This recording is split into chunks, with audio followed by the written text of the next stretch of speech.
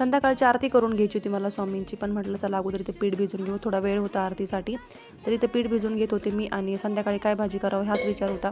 तर फ्रीज उघडून बघितलं तर फ्रीजमध्ये भेंडी होती. म्हटलं चला आज भेंडी करून घेऊयात. भेंडी काढून घेतली फ्रीजमधून आणि नंतर मग छान व्यवस्थित धुवून ठेवली होती सुकण्यासाठी.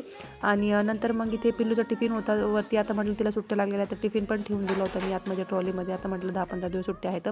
नंतर स्वामींची आरती करून घेतली आणि पोळ्या बाकी होत्या. म्हटलं चला इथे पोळ्या बनवून घेऊयात.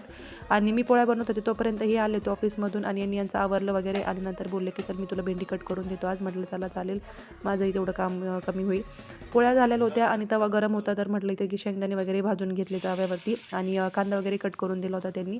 हिरवी मिरची, लसूण आणि शेंगदाणे हे तिने मिक्सरमधून काढून घेतलेलं होतं असं बारीकसं. कढाईमध्ये तेल, जिरे, मोहरी, कढीपत्ता वगैरे टाकून घेतलेला होता आणि नंतर मग भेंडीची भाजी करून घेतली. म्हटलं चला जेवण झाल्यावरती परत हे भांडे घासायचं कंटाळेल आणि जेवल्याचेही भांडे पडलेले राहतील.